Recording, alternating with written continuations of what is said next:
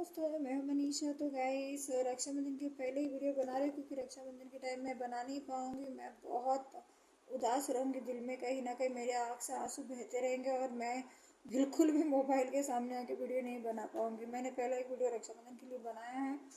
बहनों का भरोसा होते हैं भाई, बहनों का सपोर्ट होते हैं भाई। मैं तो चाहती हूँ कि भाइयों को बहनों के सर पे मरते दम तक, जब तक वो इस दुनिया से नहीं जाती तब तक उसके सर से हाथ आपको नहीं हटाना है। आपकी वो जिम्मेदारी है। आपके बाद वो पैदा होती है, इसका मतलब आपको समझना है कि वो आपका एक औलाद के जैसा ही है। आपको उसको संभालना है, आपके बच्चे की जैसी ही है, उसको संभालना होगा आपको।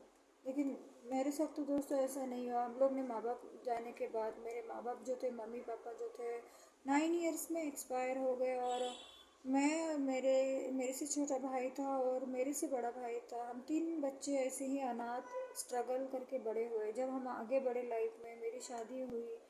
मेरी शादी होने के बाद मेरे ब्रदर ने 15 इयर्स, 15 साल तक मेरा मुंह नहीं देखा। लेकिन जब 15 साल बाद मैं मुंबई गई, मुंबई जाने के बाद मैं उसके बच्चों को मिल के मुझे बहुत खुशी हुई कि मेरा भाई भी लाइफ में आगे बढ़ चुका है। उसके दो बच्चे हैं। मैं कभी सोच भी नहीं सकती थी उसके 2 बच्चे होंगे, क्योंकि वो थोड़ा ना, उसकी जो दिमागी सोच है वो थोड़ी इतनी सोचने वाली नहीं थी। जैसा अलग अपने मूड में रहता था, हमेशा ऐसा था।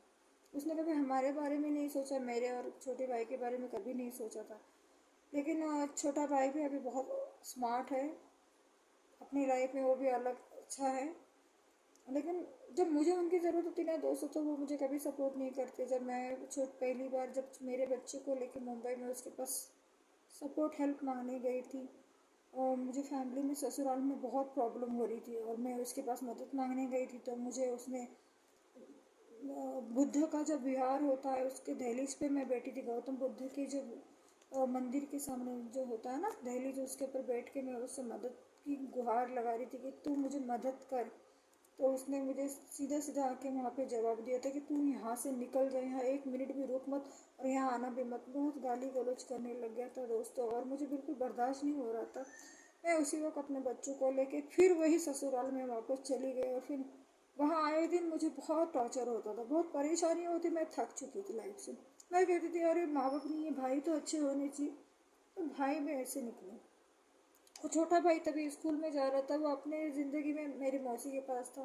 वो अपनी ज़िंदगी में बहुत बिजी था, ठीक था, खुश था। जैसा भी था, खुश नहीं था, जैसे भी था ठीक था। अनाथ बच्चों का और कैसा हो सकता है, आप समझ सकते हो ना दोस्तों। तो ऐसा है दोस्तों। उसके बाद जब मैं वापस उससे मिलने गई रक्षाबंधन के दिन, तो उसने मुझे अपने राखी तक लेके गई घर पे। तो मेरी भाभी घर में बैठी थी, भाभी के बच्चे बैठे थे और मैं राखी बांधने गई तो मेरे हाथ से राखी तक नहीं पहना दोस्तों। तो मुझे और भी ज़्यादा बुरा लगने लगा कि काश भाई होने से अच्छा ना होते तो अच्छा होता। क्योंकि ये रह के भी मेरी मेरी इज्जत नहीं करते, मेरी रिस्पेक्ट नहीं करते, मेरे हाथ से राखी तक नहीं पहनते। मैं इतनी बदनसीब बहन हूँ क्या? क्यों मुझे ऊपर वाले ने पैदा किया? नहीं करना चाहिए था।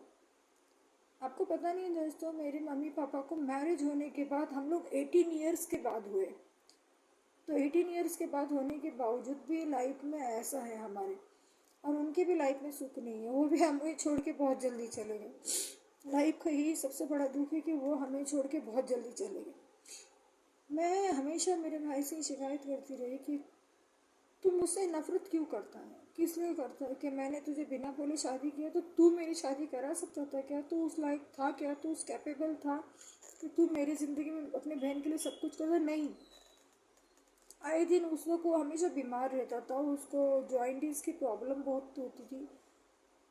मैंने हमेशा ये सोचा था कि वो मुझे सपोर्ट करे। लोग कहते हैं कि माँ मरे और मौसी जिए, आपके रिलेटिव वाले आपकी हेल्प करते, ये भी झूठ है।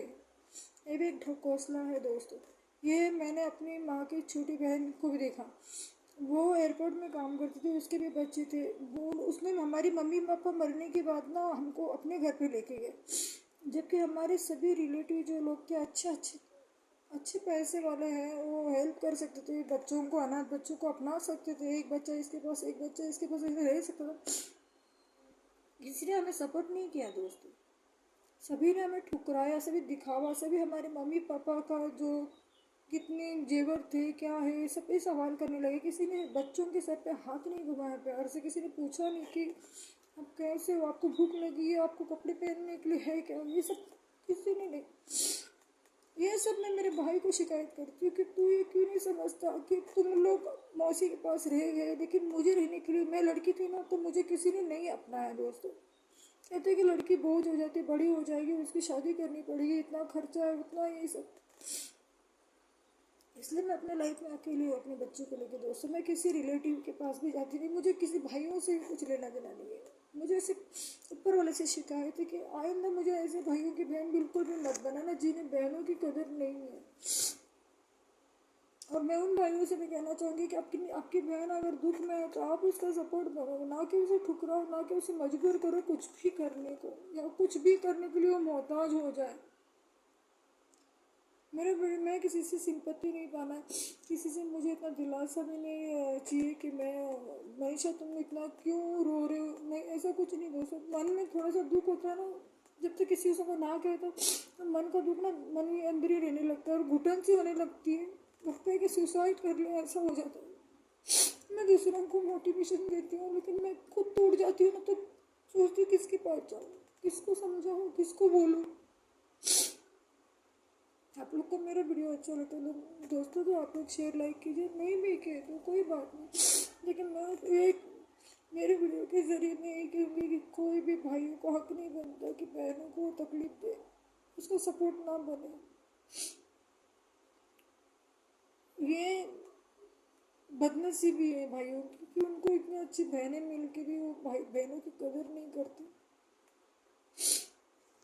मैं अपना वीडियो ख़त्म करती हूँ दोस्तों। आप अपने बहनों के साथ बिल्कुल भी ऐसा ना करें।